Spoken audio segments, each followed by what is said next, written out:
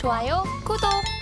오늘 원픽 섹터 역시 반도체 섹터에서 가지고 오지 않으셨으니 네, 이제 그렇죠. 그런 만큼 바로 이야기 좀 풀어주시면 어떨까요? 네, 뭐 일단 반도체 관련된 종목 관련돼서 뭐 계속 좀 관심 있게 보셔야 될 것 같고요. 물론 이제 엔비디아가 이제 다음 주에 실적을 발표를 하면 아마 실적은 좋게 나올 걸로 예상을 하고 있습니다. 이렇게 실적이 좋게 나온다라고 해도 과연 이제 올 하반기 가이던스가 어떻게 나오느냐에 따라서 주가는 좀 등락을 좀 있을 걸로 예상이 되니까 그거에 따라서 보셔야 될 걸로 보여지고요.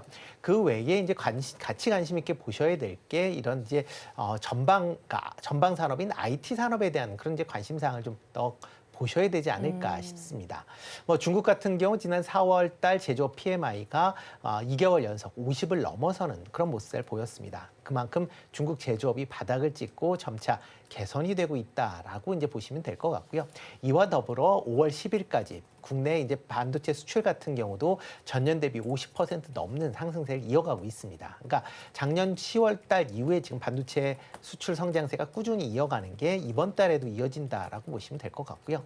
이러한 반도체 수출이 이어진다라고 하게 되면 반도체 관련된 종목들은 HBM을 제외하고도 일반 레거시 관련된 종목, 그다음에 전공정 관련된 기업들도 여전히 관심을 갖게 보시면 좋을 것 같고요. 그중에서 뭐 대표적으로 이제 파크 시스템즈 관심 있게 좀 보시면 어떨까 싶습니다. 뭐 일단 나노 계측과 관련된 원재 현미경을 만드는 이제 세계적인 이제 기업이다라고 보시면 될 것 같고요. 이제 반도체가 이제 미세화 공정이 계속 이제 확대가 될수록 이런 원자 현미경에 대한 수요가 증가한다라고 보시면 될 것 같습니다. 특히 최근에 이제 EUV 공정이 이제 확대가 되면서 EUV 이제 마스크에 대한 결함을 측정하거나 제거하거나 또 이제 재검증하는 거를 이제 하나의 솔루션으로 만드는 그런 제품을 TSMC에 납품하고 있다라는 것도 같이 좀 관심 있게 좀 보시면 좋을 것 같고요. 뭐 최근에 이런 이제 초미세 공정 레이저 관련된 이런 이제 원자 현미경 관련된 분야가 단순히 반도체에서 디스플레이나 이제 바이오 이제 분야로 확대되고 있다라는 점도 같이 좀 주목해서 보시면 좋을 것 같습니다. 일단 1분기 실적은 좀 부진했습니다. 그래서 주가가 좀 하락을 했다가 최근 조금 이제 반등하는 그런 국면을 보이고 있는데요. 아마 올해 이제 수주 잔량 자체가 계속 이제 증가하고 있기 때문에 아마 상반기보다는 하반기에 실적 개선세가 좀 뚜렷이 나타나지 않을까라는 생각을 좀 해보고 있습니다. 뭐 최근 이제 주가 흐름상으로 본다라고 하게 되면 이제 조금 이제 조정을 받았다가 이제 다시 올라서는 모습이기 때문에요. 한 16만 원 선 정도에서 뭐 오늘은 좀 그 이상을 움직이고 있지만 조금 조정을 받는 16만 원 정도에서 매수하시면 어떨까 싶고요.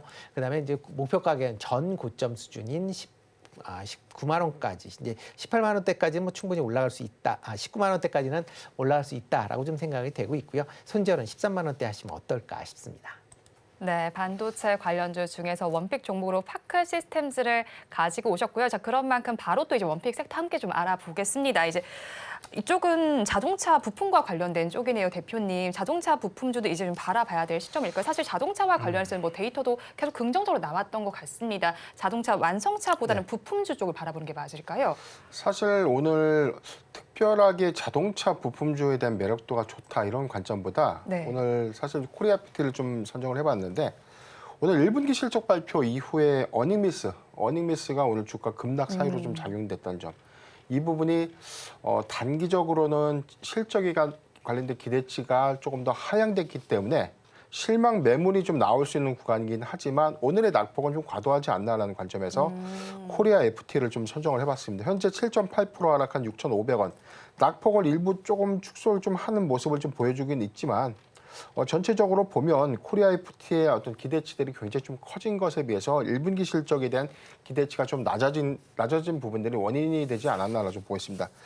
이번 1분기 실적을 보면 매출액이 1,772억 그리고 영업이익이 79억을 기록했는데 이 부분이 전년 동기 대비해서 매출액은 증가됐지만 시장이 예상했던 시장의 컨센서스보다 매출액이 소폭 좀 하향됐고요. 영업이익 부분에서는 전년 동기 대비 감소가 됐는데 이 부분도 역시 시장의 이 전망치를 좀 더 하회하면서 실적에 관련된 어떤 우려감들이 어떤 단기적 수급의 어떤 우려감으로 좀 작용하지 않았나 좀 보고 있습니다. 다만 우리가 이 카본 캐니스터라고 불리는 이 배기가스를 흡착시키고 있는 이 부품에 대한 공급을 현대차의 국내 유일한 어떤 독점 공급업체가 바로 코리아 FT인데 하이브리드 차에 대한 양산이 계속해서 커지고 있고 공급량들이 증가될 수 있다는 어떤 기대치 안에서 주가가 좀 상승을 했지만 이게 실적으로 좀 이어질 수 있는 반영 효과는 올해가 아니라 2025년도부터 좀 더 본격화된다는 점. 이 점을 우리가 좀 상기해 본다면 코리아 FT가 그럼에도 불구하고 오늘의 하락 그리고 현재 시총 대비했을 때 시가총액이 2천억을 좀 하회하고 있다는 점을 우리가 고려해 본다면 네. 2천억 미만에서는 계속해서 좀 관심을 가질 수 있는 구간이 아닌가라고 보고 있습니다. 주력 차종 관점에서는 하반기부터 양산 캐파 물량들이 좀 더 증가될 수 있고 2025년도에 현대차 그룹의 주력 차종, 제네시스 차량의 하이브리드 차 전환 이 부분이 조금 더 구체화되고 양산 목표 물량들이 좀 책정된 시점에는 공급 물량들이 좀 더 증가되면서 오히려 실적이 크게 좀 반영될 수 있는 측면들이 있기 때문에 코리아 FT의 경우에는 지금 한 6,500원 미만에서는 계속해서 좀 관심을 가질 수 있는 구간이다라고 좀 말씀드리겠고요. 저는 단기적 목표가는 7,700원 그리고 손절가 5,400원을 제시해 드리겠습니다.